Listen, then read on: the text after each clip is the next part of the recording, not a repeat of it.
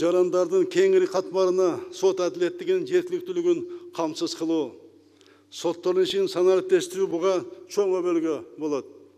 Санариптештирүү жарандардын укуктарын коргоонун жана соттордун ишинин натыйжалуулугунун синоними боло баштады. Анткени санариптик технологияларды пайдалануу жарандардын конституциялык укуктарын мурдагыдан алда канча натыйжалуу коргоо үчүн онтөлүк шарттар түзүп, жемкорлукту азайтат. Бардык жарандардын өзгөчө калктын аялуу катмары үчүн сот адилеттигин жеткиликтүүлүгүн жакшыртат. Санариптештирүү демек кагазы жок, бул документ жүргүзүү деген. Азыр бардык иштер сот өндүрүшү, документ жүгүртүү, кат алмашуу кагаз жүзүндө жүргүзүлүп, аларды көбөйтүп басуу үчүн тонналага мына кагаздар сарпталууда. Соттордун архиви кагаз түрүндө керектүү кагаз табыш үчүн бир нече күн убакыт сарпталат. Иштерди кароодо кагаз түрүндө гана жүрөт.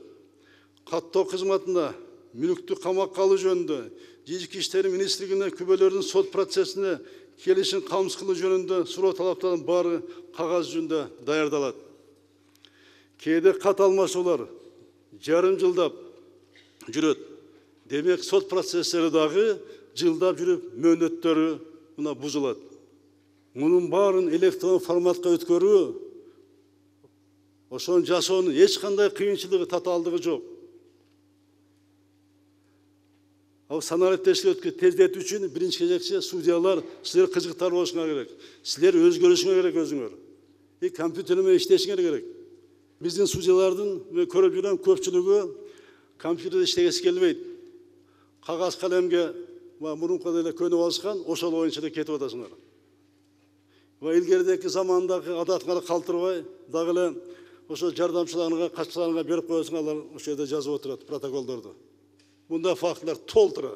Азыркы мезгил талабына ылайык бизге санариптик судьялар керек. Муну дагы айтам, бунун эч кандай кыйынчылыгы жок. Кыйынчылыгы жок. Буга күнүнө кичине убакыт бөлүш керек, өзүңөр менен өзүңөр иштешиңер керек. Компьютердик сабат судьялардын кесиптик компетенттүүлүгүнүн зарыл бөлүгү болушу зарыл. Бул тез арада сыла турган иш.